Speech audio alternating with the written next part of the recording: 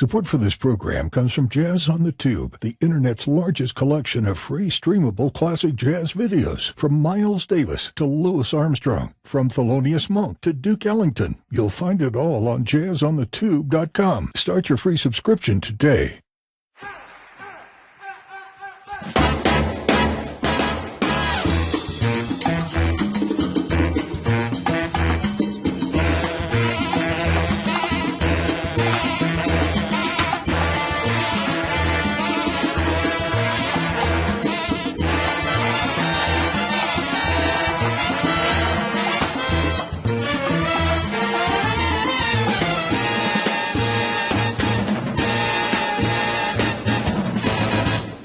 Hi, this is Ken McCarthy, and welcome to the Jazz on the Tube podcast.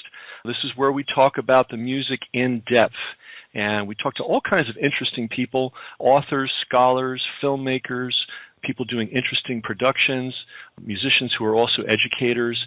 And today is really a red letter day for Jazz on the Tube. I think if someone were to ask me what's the most important thing that we could achieve in jazz in the next couple of years, it would be to put this particular musician, who we're going to be speaking about in a few minutes, higher up on the map.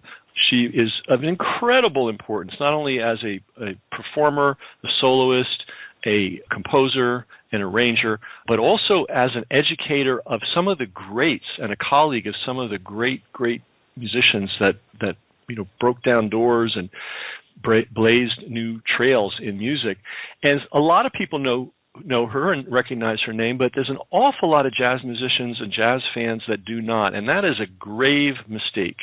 And so I was really glad to hear that somebody went out and made a film about this musician who we're going to be talking about. And so we're going to be talking about the film, this wonderful musician who I had the great good fortune to hear. Unfortunately, I was only in high school, and I wasn't very well educated, and I didn't really understand the full import of what I was experiencing, but I did get to hear her play once. And I think I'm going to spend the rest of my life making up for the fact that I didn't understand what I was seeing when I was 16. So, everybody, welcome. Help me welcome Carol Bash. Welcome, Carol. Thank you, Ken. Thanks for having me. And the topic of Carol's film, the one we're going to be talking about on this call, is the great, and I don't say this lightly, the great Mary Lou Williams. And if it's not somebody who you recognize, this is going to be a really interesting and enlightening call. If it is somebody you recognize, do let your friends know about this particular podcast, because really every jazz fan should know who Mary Lou Williams was and what she did. And hey, Carol, I'm just going to ask, I'm hearing some like clicks. Oh, okay. You know what? I was probably fanning myself. I'm sorry. Oh, yeah. I know. We're doing this on the very first hot day of the year, and we went from like 40 below to 90 degrees in 2 days, and so the heat feels all the more extreme, but it makes the call more authentic. But right. But it does make a lot of noise, so okay. I stopped. I'm willing to sweat for Mary Lou Williams. There you go, and I am too. I turned the air conditioner off. No external noise. All right, so first of all, let's tell people the name of the film, the name of the website, and then let's get into the life of this truly remarkable human being. And so, what's the name of the film? So the name of the film is Mary Lou Williams, The Lady Who Swings the Band, and it's 68-minute PBS. It aired on PBS in 2015, but it is available for sale on the educational market. If anybody's interested in more information about the film and a little bit about Mary Lou Williams, you can always log on to my website, which is MaryLouWilliamsProject.com. MaryLouWilliamsProject.com. Great. So, Great. So for people that don't know, you're one of the ideal people to introduce who Mary Lou Williams was and why she is so important to the music that we all love. Well, and quite honestly, Ken, I didn't really know who Mary Lou Williams was either. When I first was introduced to her, it was like, well, at this point, probably close to 15 years. It took me 11 years to make the film. So there's a journey there. But I didn't really know who she was, and luckily my father-in-law, who unfortunately has since passed, was a Mary Lou Williams fan, so he knew. And basically how I tell the story is that I'd say, yeah, good, like 15 years ago at this point, I went into my in-law's house, and he was playing her on the stereo, and I was just bowled over by just what I was hearing. You know, it was one of her later pieces. Mm-hmm. It was a piece that she had composed in the 1970s called Syllogism. It's on her Zoning CD. And it was just so funky, and I asked my father-in-law, I said, who is this? And he was just like, that's Mary Lou Williams. She's one of the greats. And I do know jazz, and I love jazz, and I had never heard of this woman. And I was like, really? So I just sort of filed that away, like, okay, wow, that's interesting. I didn't know who this woman was. But a year later, a book came out about her life. And the book is really a wonderful read, too. It's called Morning Glory, The Biography of Mary Lou Williams by Linda Dahl. And read that book, and I was like, I have to do a documentary on this woman. I mean, it's just a crime that nobody, that we just don't know who she is. So that was the beginning of a very long but fruitful and, inspiring journey. Great. So just like a lot of us, you discovered her gradually, and then suddenly it dawned on you, how is it possible this person who contributed so much is not on the top of everybody's short list of great jazz people? Exactly. To sum it all up, she's one of the inventors of jazz. That's how I look at her. Her career spans, from 19 teens at the emergence of jazz and goes up into her death, which was in 1981. And she died basically on her deathbed. She was still composing. Yep. So, her whole journey is one of being at the forefront of this art form, and one of the creators, along with the other greats that we do know, in moving the art form forward. She was a perpetual, innovator. And so, her life and her music really span, all those changes within jazz, whether it's very early on boogie woogie, to swing, to bebop, to, more experimental funk-driven pieces in the 60s and 70s. And then she even, made a contribution to religious music. So, yikes. Exactly. Exactly. And I don't want to put you on the spot, but there's a great quote from Duke Ellington himself about Mary Lou Williams. I'm looking for it on the website. I've seen it 100 times now. Of course, I can't find it.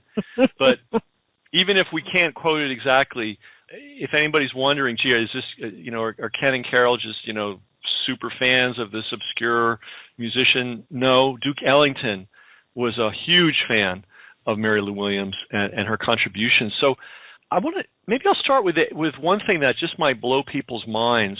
Mary Lou Williams had an apartment, and somewhere the address it should be a 63 shrine. Hamilton Terrace. There you go. 66. There you go. 63 Hamilton Terrace. Yep. I'll say it. It's 63 Hamilton Terrace in New York, New York. So it was in Harlem. Mm-hmm. Gotcha. And the things that happened musically in her apartment were so important that there's a group of musicians out in the Bay Area that have called their group Mary Lou's apartment, or Mary Lou Williams' apartment. Let's talk a little bit about the role that she played in the bebop era. Now, as you pointed out, she played important, influential roles throughout the whole span of jazz history. But I think the one that really might surprise people is her key role in bebop. Right. I mean, When we think of bebop, of course, we think of Dizzy Gillespie and Thelonious Monk and Bud Powell.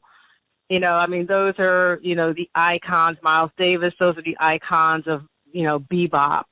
And I think what might surprise people that have never heard of Mary Lou Williams is that all of these musicians that I just named certainly knew Mary Lou Williams, and not only knew her, but they looked up to her as someone who was a mentor to them.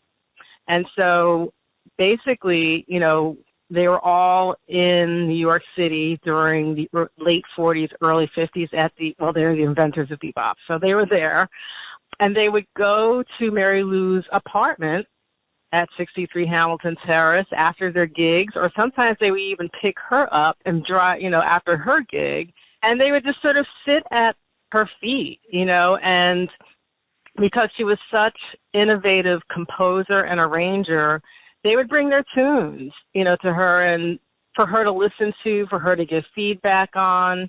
It was sort of like a workshop, if you will, where all these great musicians would come to hear and to learn, chordings and phrasings from Mary Lou.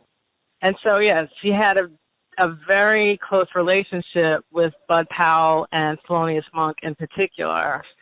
And, basically it was through her that influenced and shaped their sounds. So that is she also composed bebop tunes, but I would say her influence was really very much a part of, teaching and mentoring the greats that we know of as the bebop giants today. Yeah. Great. And she was a little bit older than them, so she was a bit more well established. Right. She was, I would say, she was probably like 10 years older, so, because she had come up, I guess you could say, if you know a little bit about her career,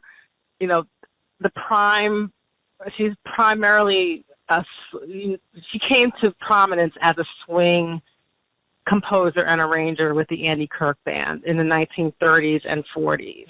Mm-hmm. And she was the composer and arranger, which was very unusual for a woman to be in that position for a predominantly all-male band. She was the only female in that band. So she had that experience she had that experience, and also just the fact that her arrangements with that band, the swing arrangements, were very forward-thinking and innovative. And certainly, so when she was in Kansas City, those musicians, they knew of her. She was well-known. She was famous. And so when she moved to New York, it was just something that they would naturally be attracted to her and her innovations and how she heard music, that they would just take advantage of the fact that they were all in the same city together and come and hang out.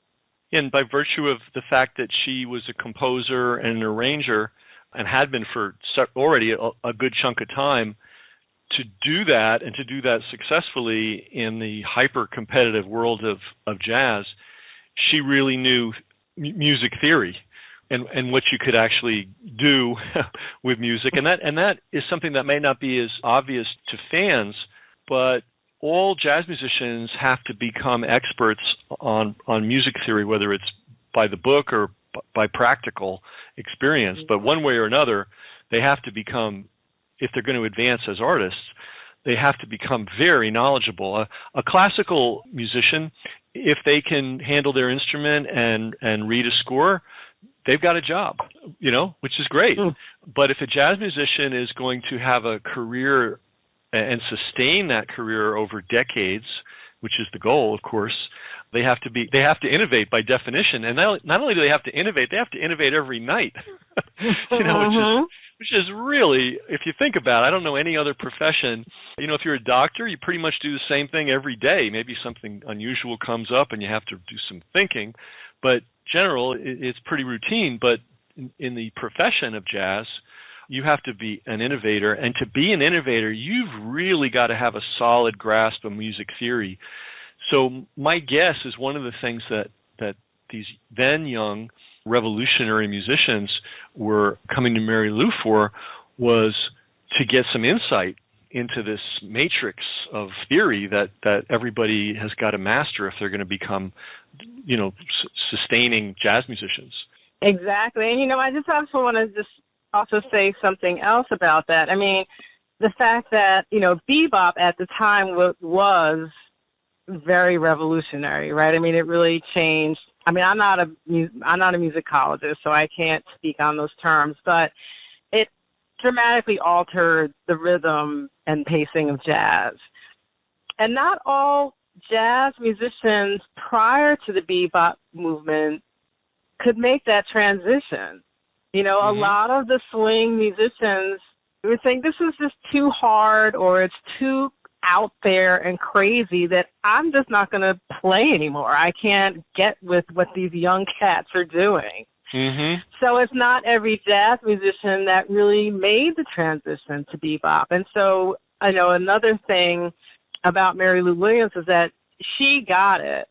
She understood the chordings and the phrasings because she was also very much an avant-gardist and very much experimental with what she was doing prior to the bebop movement. So, the fact that she kind of crossed the lexicon, speaks again to her innovation and her forward-thinkingness, as far as being a musician and someone who's always out there on the cutting edge. Absolutely. Absolutely. Every time there's one of these major shifts in the music, not everybody goes with it. And it's especially hard, to be fair. It's hard if you're established, you're in your 30s or your 40s, and you've sort of built a career on a certain track, and now everybody's sort of upturning the apple cart and saying, no, we're going to do it this way now. That requires a lot of mental flexibility, which she clearly had. But not only did she have it, but she contributed to it by working with these then young musicians. There's a series of photographs, I'm sure you've seen them, that show her literally in her living room with Dizzy Gillespie, Jack Teagard, which is interesting. He's a swing guy, but he made the transition too. He was open-minded, and a whole bunch of other well-known musicians. And there's her piano, and there she is, and there's everybody hanging out. It's a beautiful thing. It's a series of photographs. Can you talk a little bit about her background? Where was she born, and how, what you know about her early musical training, and how she found herself as a very rare swing composer and arranger in the 30s? Right. So she was born on May 8th, 1910. So her birthday is coming up soon, and she was born in Atlanta, Georgia. And how her mother puts it is that at the age of 3, her mother played the piano for the local church. Her mother was a little bit of a musician as well. And Mary Lou was sitting on her lap. And then all of a sudden, Mary Lou played a tune or a series of notes that was so surprising to her mother that her mother actually dropped her and ran out and got the neighbors. And like, you listen to what my, 3-year-old toddler just did, Wow. So basically, Mary Lou was a prodigy. She was one of those people that was just innately born with a gift for music. And, she looks at it, and I should say that the film, my documentary on Mary Lou, is told through her words, because Mary Lou also wrote several manuscripts with the idea of trying to write or publish a book about her life. It never came to fruition, but there's plenty of what, she wrote about her life that's there. And so as much as we could, we used her words to tell her journey. And so how she puts it is that she would always hear music, just an ordinary daily sound. She just had an affinity to music. When she was, I would say 6, maybe 5 or 6, her family moved to Pittsburgh, Pennsylvania. Mm-hmm. And it was there that, she was raised, and even though she was born in Atlanta, she always thinks of Pittsburgh as really being her hometown, because that's actually her family there's still members of her family that continue to live in Pittsburgh. And she was, again, she would go out and play with local musicians. She talks about playing with the wealthy Pittsburgh families like the Mellons and the Carnegies. She had a reputation, even as a little girl. They called her the little piano girl of East Liberty. And so even at a very young age, she was out with local musicians, playing, for tea gardens and whatever, or playing for church organizations. And at that point, she was playing stride and boogie woogie, or actually more stride.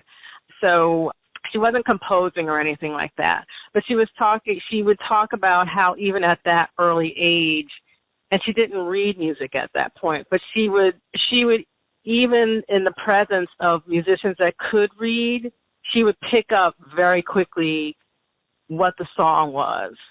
She had that kind of autodidactic kind of gift. She left home very early. She was 14 years old. There was a little trouble at home. Her parents drank, so it was a very chaotic household. And she left at the age of 14 to join a traveling group on the TOBA circuit, which is sort of like one of those like theater circuits. It's vaudeville. We're talking about now we're in the time of vaudeville. And so, the acts then were very sort of showcasey, very sort of minstrel humor. Mm-hmm. And the musicians, what they would do is they would do tricks. They would like sort of play, instruments with their toes or their turn. Mary Lou said she would turn around on the piano stool and play with her elbows, that kind of thing. And then one day she was doing her shtick, if you will, and a musician came up and said, "Hey, little girl, I heard some really good chords in what you were playing. You should forget about the clowning and really play seriously." And that stuck with her. And she said from that point on, she decided to be a serious musician. So that's her early career. And at that point, she met her then husband, John Williams, who also became a part of this traveling minstrel show. They broke away from the show, formed their own band, and eventually traveled around with his band, John Williams Syncopators. And they were doing sort of blues and boogie woogie. And then John Williams became a member of the Andy Kirk Band in Kansas City. And then at that point, Mary Lou followed him, but did not become a member of the band because they already had a piano player. But she followed him to Kansas City, and she really cites Kansas City in the 1930s as being like her learning ground, her stomping ground, because, Kansas City was just a nexus for all kinds of music, not just jazz, but blues and, just everything. And so, and all the great musicians would stop by there and play. And so she really sort of looked at that place as just where she picked up, the meat of being a jazz musician. She would go out on gigs and, and just do all-night jam sessions, all that kind of great, learning for a young jazz artist. So that's the beginning of her, I would say, the real education of her becoming a jazz great. And she managed to survive because that was, that was a tough environment. We can't really easily imagine what it was like playing in those in those Kansas City clubs after hours in the 30s. I mean, that was a rough place. It was rough. I mean, she talks about, gangsters, running the joints, Yeah. and, and basically saying, not paying the musicians, and then saying, look, you're going to play until I tell you to stop kind of thing. And we're talking about hardcore, Bugsy Malone, Al Capone, type gangsters. They would kill you. So it was that, and then also the musicians themselves, were tough. I mean, it wasn't a lifestyle for a quote unquote lady. You really had to be tough. You were a tough broad. And she talks about, sitting at the piano and, some musician would come and just knock her off the stool or shove her, push her around with his elbows because she wasn't playing the way that, the musicians needed her to play. I mean, so it was like she learned through hard knocks, if you will. Like you either had to sink or swim in that environment. And it didn't matter if you were a woman, you either did it or you didn't do it. You're right.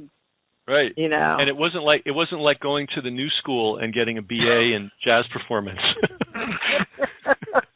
No, it was truly pass-fail.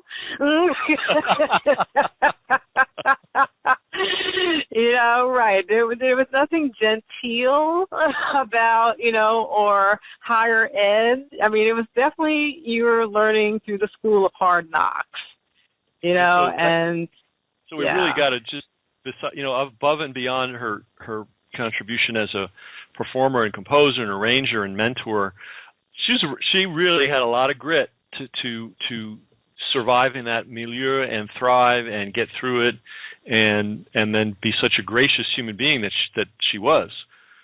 Exactly. Yes, absolutely. So she made it through the maelstrom of St. Louis, of Kansas City, and picked up a lot of great musical experiences. Then what happened? Then what did she do? Well, so then basically, as I said, in the meantime, Mary Lou's going around, Vine Street and doing her after-hour jam sessions, but her husband was part of the Andy Kirk Band. And this was also a time of, big bands coming to light, the Jimmy Lunsford Band and the Count Basie Band, and, the Duke Ellington Band had already been established, but this was the beginning of the big band era. And so the Andy Kirk Band was one of those bands that was based out of Kansas City that would play sort of dance music. It's not swing, but dance music. Andy Kirk wanted to be a dance band, sort of like a ballroom. He kind of, how Mary Lou puts it is that he wanted to be the Black Guy Lombardo, Okay. So basically, John Williams, Mary Lou's husband, John Williams was the saxophone player in the band.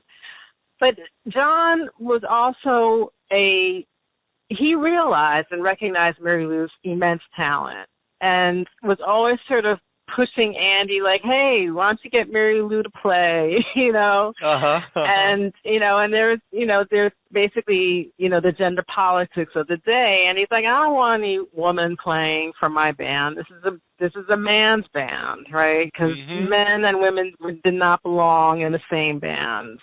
But basically what happened one day is that a producer came to hear the band, and the producer was a producer of, I think, Decca Records, and it was for a recording contract. And the piano player that the band had, didn't show up. He was I guess a drinker or whatever. He just didn't show up. And, John was like to Andy Kirk, let's get Mary Lou, let's get her in. And Mary Lou, meanwhile, would always travel with the band, and she knew the songs, she knew the music, and of course she was just a great musical talent that she would just pick things up.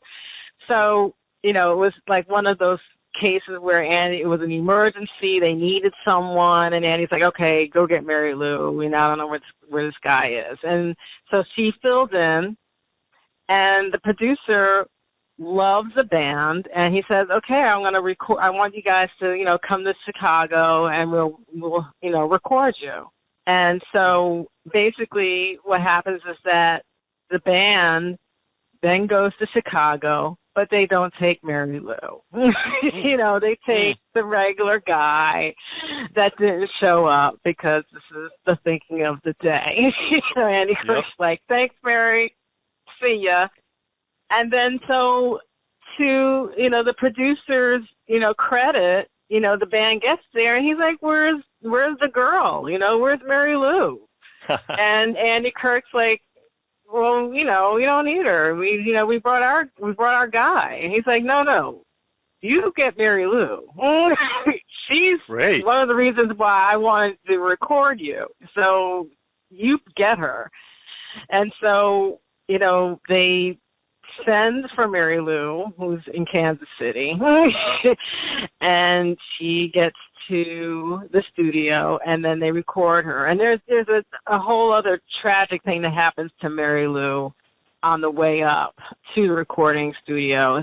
It's in the film, but if you don't have a chance to see the film, I'll tell you that, she was raped on the train from Kansas City to Chicago. The amazing thing, as traumatic as that, I couldn't even imagine that was, is that she somehow within herself and within her strength and in her need to be, a musician, she basically compartmentalized that and did not bring that up. I don't think she talked about that until years later. So they didn't know, and she didn't mention it. She goes into the studio, and, there's this outpouring of just incredible blues and this really sort of unique song named Nightlife. And basically what happened is that the band was warming up, or they weren't quite ready to record, and the sound engineer says, Mary Lou, while the band's warming up, just play something. And she, this is her coming off of the train after this horrendous experience, and she just pours her heart out into this song called Nightlife. And it's actually upbeat and very complicated, and it's one of her early great songs. But anyway, the recording session goes on, the band does great, and then, I would say maybe a year or two later, she actually does become a member of the Andy Kirk Band. And what she does as a member of the band, however, is that she starts to hear how the band sound should change. She is interested not in having the band be a dance band, but she loves swing, and she thinks that the tunes that the band plays should really swing more and be harder hitting. And so she starts to, I guess, basically to write songs for the band. And it's those songs that become the signature sound and hits for the Andy Kirk Band. Okay. So the songs that, if you, basically get some Andy Kirk CDs, and let me just say that all the music that I'm referring to, whether it's Mary Lou's music or Andy Kirk's music, it's all available. You can get it on iTunes or, Amazon, it's all there. And the song that the Andy Kirk Band, basically plays and have been recorded that as the great hits are songs that were written by Mary Lou Williams. So Gotcha. And so, talent won out. She once she got a chance, it was clear that this was someone you had to listen to, and she transformed this band.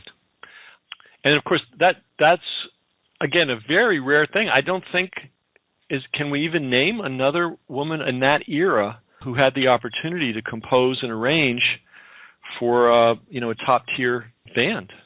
I honestly can't, and let me just also add that it wasn't even just Andy Kirk's band, because, another interesting piece, of course, of gender politics is that Andy Kirk didn't pay her what he should have been paying her. Yeah. And so she started to write for other bands. And so, her sound is not only just with the Andy Kirk Band, but she was saying everybody asked me for arrangements. So we're talking about the Count Basie Band and the Benny Goodman Band and, you know, just name any, she says all the great bands, Louis Armstrong, all these bands, band leaders wanted her to write and arrange for them, and she did. So she was not only just the engineer of the Andy Kirk Band, but of the swing bands in general, white and black. That's her contribution to that music. It really spans, you know, all the great bands of that time, which is really remarkable. And no, I can't think of any woman and man, quite honestly, you know, that really has that kind of signature on that era. Now, I don't know the answer to this question. Maybe you learned about it in the course of your research.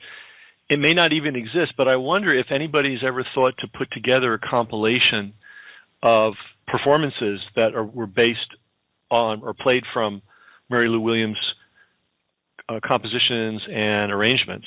That would be a really interesting thing to be able to put your hands on. That would be really incredible. I could say not that I'm aware of.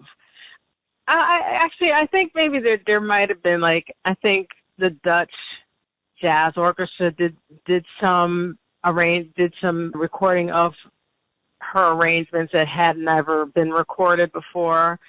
Jerry Allen did some recordings of her Zodiac Suite. But are you talking about, like, basically a compilation of the whole breadth of her career, from, like, swing to... Because, I mean, there's been some pieces, yes.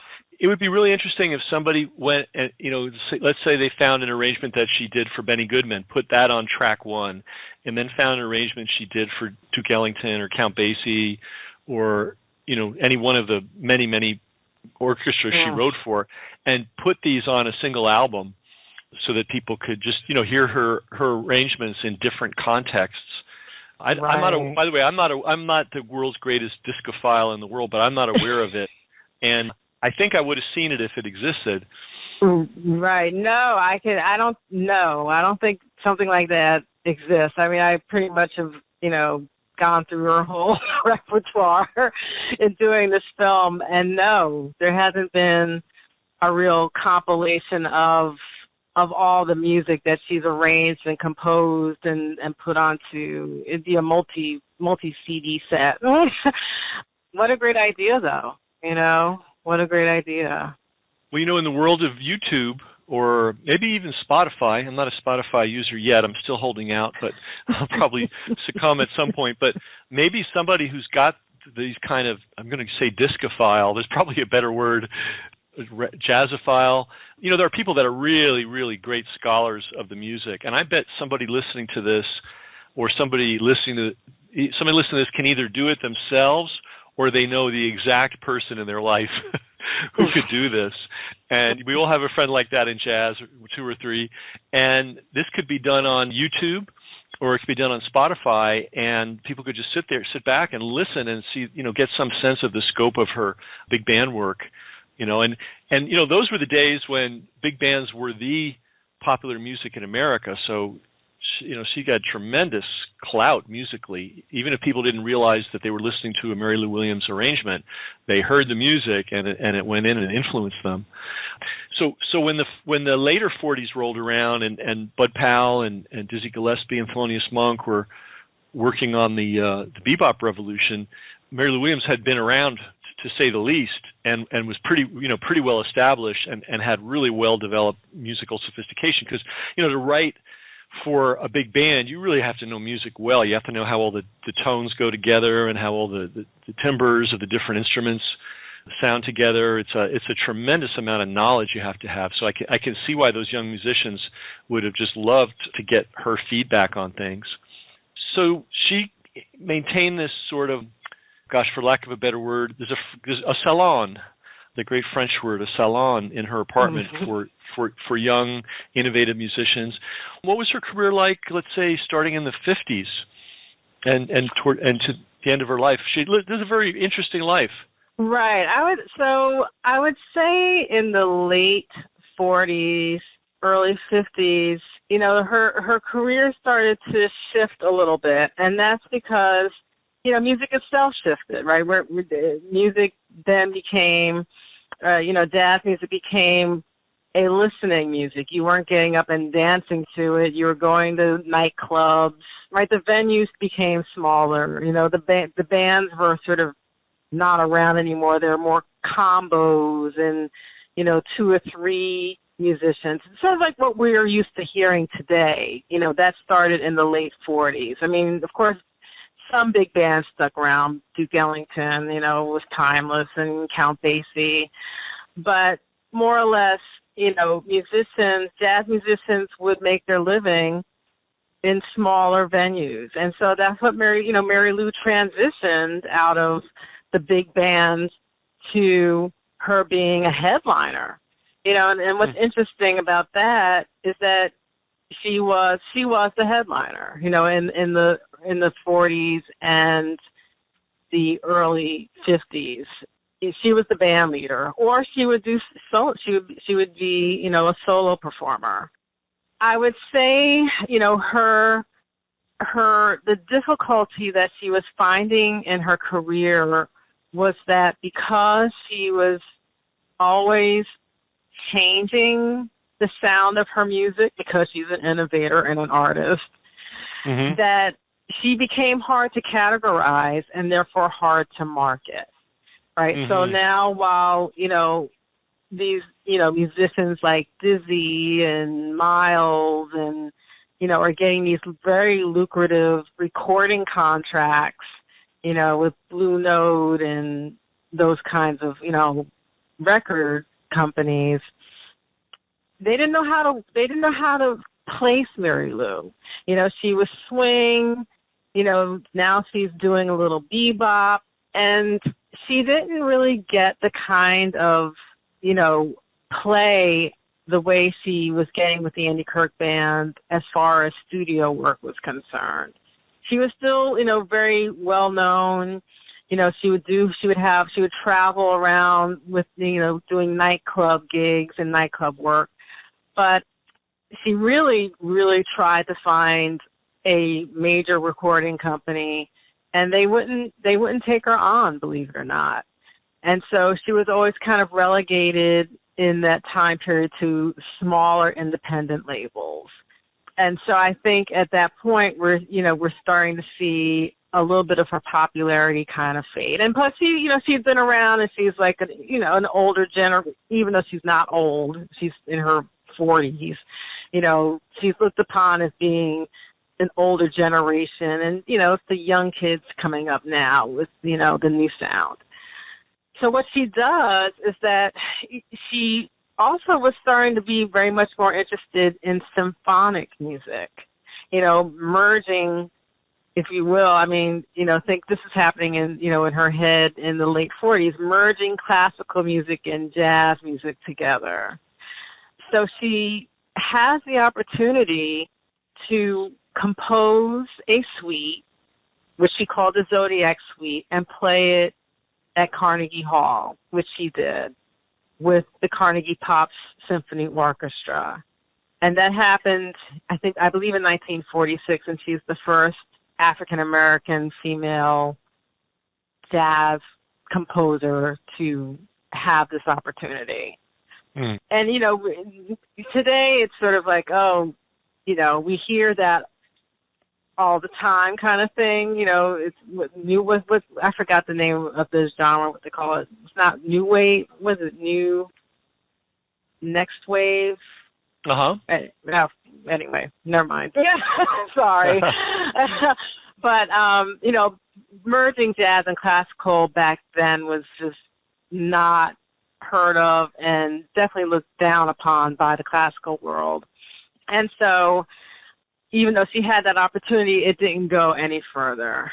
So with her sort of not having the kind of popularity that the other musicians were finding at that time, and not being able to sort of move forward on the symphonic level, she decides that she's going to take a break from the United States and go to Europe to see if she can sort of resurrect a career abroad. Because basically she basically felt that there was no place for her in the United States anymore for the kind of music that she wanted to play. So she left and went to Europe in the early 50s to try to do something at that point. Which is something actually a fair number of jazz musicians were doing as well. You know, trying Europe as a more and even today, musicians are going to Europe and some don't come home because I just think of the great Joseph Bowie, trombone player, and he went to Holland. He hasn't been back. You know? And I looked him up. He's doing great, and you know, maybe he's come back to perform. But there's a lot of cats like that, and so. And, you know, we run something here called Jazz on the Tube, and one of the things we do is every day we send out an email to our subscribers about a clip of jazz film that we found. And it's amazing what a high percentage of the good stuff we have only because of Europe, whether it's, you know, the BBC or Danish TV or Swedish TV or French TV or German TV or Dutch TV. I mean, they were willing to spend more money and showcase the music in ways that just were not happening in the United States. So we've got to, you know, we really have to thank Europe for preserving this American art. So do you know what countries that she went to when she was in Europe? Did she stay in a particular one, or? She stayed primarily in London and Paris, you know, and then she would travel. She started in London. She didn't, and then eventually didn't, you know, like London, fell out of favor with London or England, and then moved to Paris, and then would travel. You know, she went to Germany, she went to Belgium, she went to Italy. She did a pretty wide loop wherever, you know, the music took her. I would say her experience, though, in Europe wasn't quite what she expected it to be. I mean, she was thinking that would be, you know, a venue for experimentation, and, you know, at this point she really was trying to sort of ride along the lines of being experimental like bebop, you know, listening to those kinds of atonal and different kinds of melodies and harmonies. But when she, and there were plenty of musicians there. I mean, you know, that's the thing that she would say, that, you know, everybody was there and they would party, and it was a great time for her to sort of be connected with some old friends. But in general, she didn't find that the Europeans wanted to hear that kind of music, or at least they didn't want to hear it from her. You know, she kind of feels like they wanted to hear more of her older kind of music. And she, you know, being a perpetual innovator, wasn't interested in playing that, and therefore started to really become depressed and wanted to not, just really, I would say at this point she became depressed and didn't know where her, you know, what would be next for her career.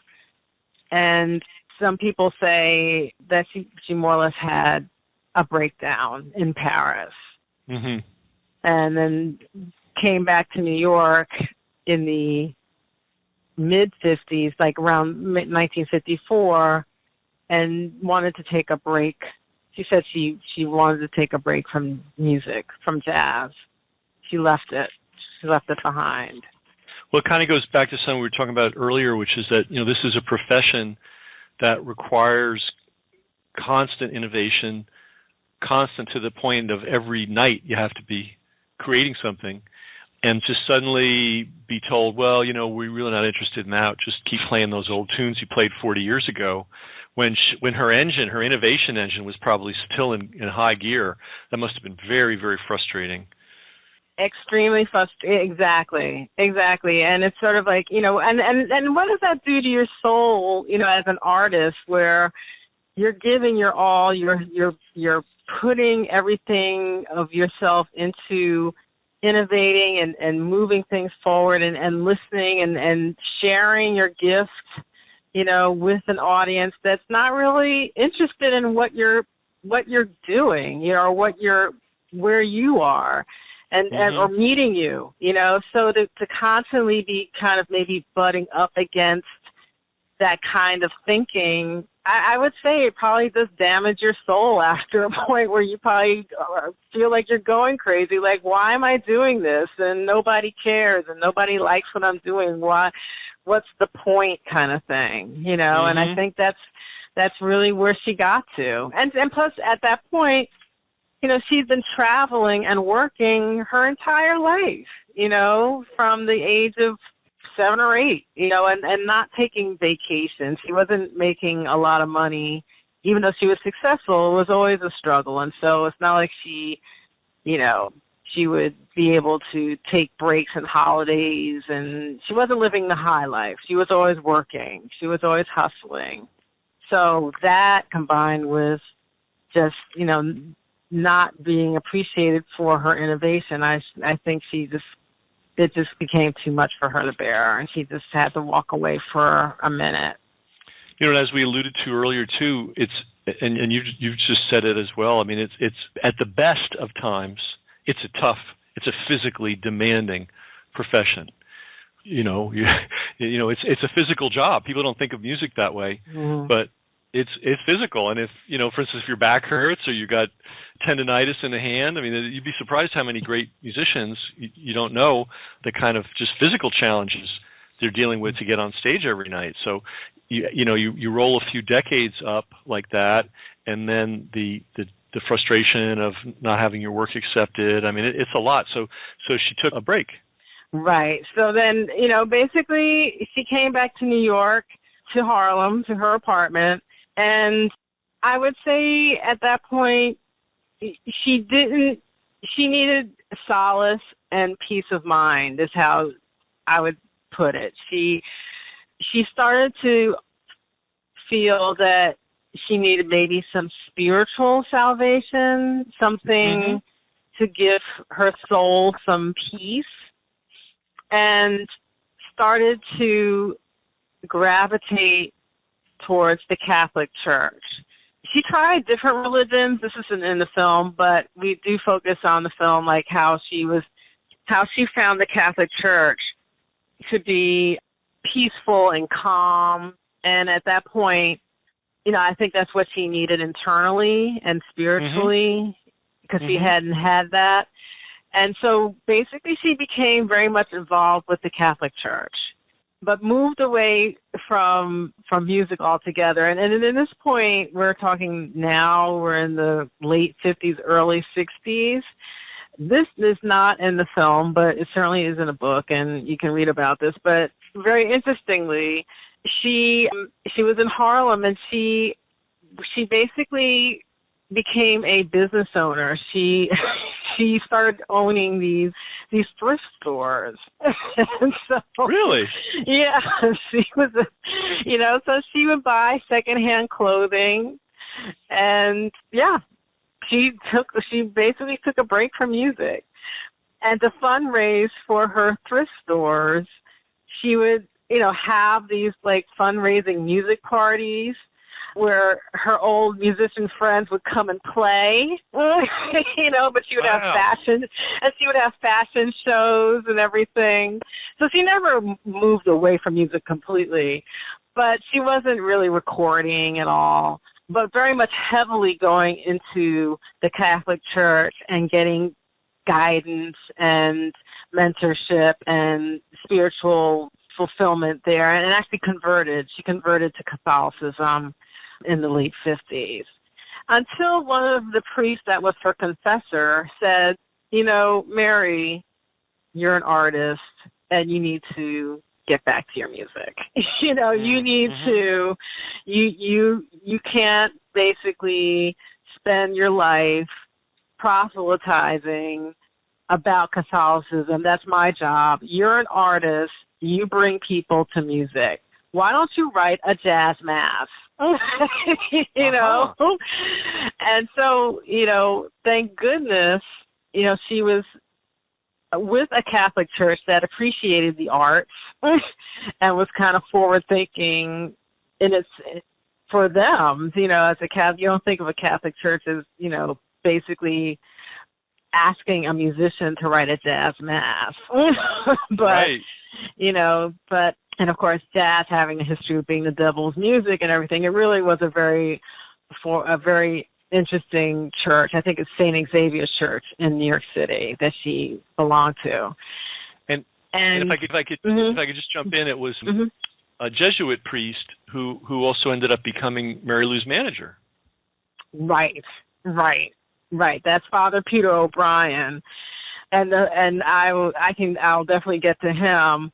But her confessor was Father Anthony Woods, and he was the one that said, Mary Lou, write a jazz mass, and that's what she did.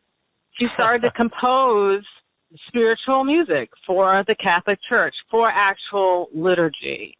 Wow. So, this is, again, something that was very unique and groundbreaking, because it wasn't like a jazz performance in a church. This is actually like the mass, music for an actual ritual within the Catholic Church. So this is music for the church that, she was writing for. And she wrote like 2 or 3 masses, I'd say like 3 masses, and other spiritual music for the church. And it was at that point where Father Peter O'Brien, who eventually became her manager, sought her out, and basically the two of them formed a very close relationship to the end of her life. And he became her champion. He was someone that he said, because at this point she really kind of moved. She was much more of a recluse, and people who knew of her. Obviously, the jazz musicians always knew of her, but she wasn't out there in the way that she had been out there previously. And Father O'Brien, to his great credit, and he passed a few years back, was very instrumental in getting her back out onto the jazz scene, and also getting, her religious music played. And so from the 60s to her death, she kind of came back. She would play at jazz. She played at the Cookery in New York City, which was a very well-known jazz spot in Greenwich Village. She got out there traveling around the country, around the world, actually. Back to the jazz festivals. And then at the very end, I'd say the last 10 years of her life, she and Father O'Brien were artists in residence at Duke University. So she became an educator as well. Okay. And that's where she passed. And they ended up with her archives, I believe. Is that correct? They have some of her archives at Duke University, but the majority of her archives are at the Institute of Jazz Studies in Newark, New Jersey. Oh, so okay. If you want to learn anything about Mary Lou and really, delve into her life, you have to take a visit to the Institute of Jazz Studies in Newark. And I can't tell you, that was my second home in making this film. And the staff is great, because everything, her art, her manuscripts, her music, the photographs, she also painted, her visual art, just mementos, everything, was really kept together. And when she passed, Father O'Brien passed that collection on to the Institute of Jazz Studies in Newark. Gotcha. It may surprise people that the Institute of Jazz Studies, which is in Newark, I think it's part of Rutgers, I could be wrong, but it is, I think, the biggest collection of jazz scholarship material on earth. So there's many, many reasons to pay a visit there. This brings us kind of full circle, because the reason now I understand something that I didn't understand all these years. The reason that I heard Mary Lou Williams is she was invited to come and perform at my school, which was a Jesuit high school in Manhattan. And it was kind of out of the blue. It's like, okay, everybody, we're going to the we're going to the auditorium, and we're going to listen to this lady play music, and we're like, okay, but it always stuck with me. I always remember that a lady named Mary Lou Williams came to school one day and played for us. Now I realize where this would have been 75, 76. So now I have the sense of where that was in her life and career, and it makes sense since her manager was a Jesuit priest that he could get her a gig right at the high school. I wish they had told us what we were listening to. It was just they just sort of marched us in there, and I don't know if it would have made a difference, but it would have made some difference. It would have made some difference. Well, we've gotten a really good idea, a beginning idea, and I say that seriously. Beginning, because this is clearly a musician that deserves a lot more attention, scholarship, a lot more listening, and a lot more appreciation. And I've learned a lot on this call. I didn't really understand the full scope of her career. I was aware of her bebop connections, but I just didn't know until I encountered your movie that she was also one of the kind of top arranger composers for the swing era. I mean, that's pretty remarkable. I mean, and I think she stated this quote too late in her life, that she's one of the last living people that was part of both of those eras. I mean, a lot of musicians, as we were talking about in the call, they thrived during the swing era, and then they kind of weren't so famous afterwards. And then you had another generation that with bebop that were on the ascendancy after, but very rare to have anybody make that jump, especially at a high level. She was high level on both sides of the chasm, Right. Yeah. Right. So tell us again, Carol, if you would, the name of the movie and how people can go out and get a copy and find it. Okay. So again, the name of the movie is Mary Lou Williams, The Lady Who Swings the Band. And again, it is for sale for the educational market, DVDs and streaming. If you have a subscription to Kanopy.com, that's Kanopy, Kanopy.com, you can look at the film there. And so basically that's where it is available online. I think with Kanopy, certain public libraries have memberships to it. Certain schools and institutions have memberships to it. So if you have an affiliation to Kanopy.com, you can find the film on there and screen it online. And if you don't have an affiliation to Kanopy, then ask your public library or ask your school institution to become a subscriber to Kanopy, because they have thousands of incredible films available online for their subscribers. It's not just documentaries, but feature films and, just an incredible collection. So that would be the way to find Mary Lou Williams, The Lady Who Swings the Band, online. Yeah. Great. Kanopy. So if you're a student, tell your teachers that you got to get this film, and it's got to be shown in school, or the school needs to sign up for Kanopy. If you're a jazz educator, I don't even need to tell you what to do. I mean, this is just such an obvious thing, especially with all the young women that are interested in jazz these days. I think Mary Lou could be a real inspiration, to see that, women are not a side issue in the history of jazz. They're really right at the center of it. And Mary Lou is probably the most prominent of women in jazz history, but she's by no means the only woman who had a big contribution to jazz that did not really get a fair shake in terms of the writing of the history and the appreciation of her contribution. So Mary Lou Williams, you can find her on YouTube, you can find her on Spotify, you can download some of her music from iTunes, I imagine. Mm-hmm. If anybody's out there and wants to do the interesting task of finding famous Mary Lou Williams arrangements by, for Benny Goodman and for Count Basie, and put those together, if you do that, I will send an email to the entire Jazz on the Tube list and let them know where that is, because that I think would be a very important project. Well, great. MaryLouWilliamsProject.com. Very interesting website, by the way. You'll learn a lot just from there. Thank you. And then also we have our Facebook page and Twitter. So you log on to the website. If you have any questions, you can contact me through the website. You can like, the Facebook page and follow the Twitter feed and all that. So great. And I imagine if, there are a lot of jazz societies around the country, and if we have any listeners who are a member of a local jazz club or jazz society, I bet Carol would not mind making an arrangement to screen the film for your group.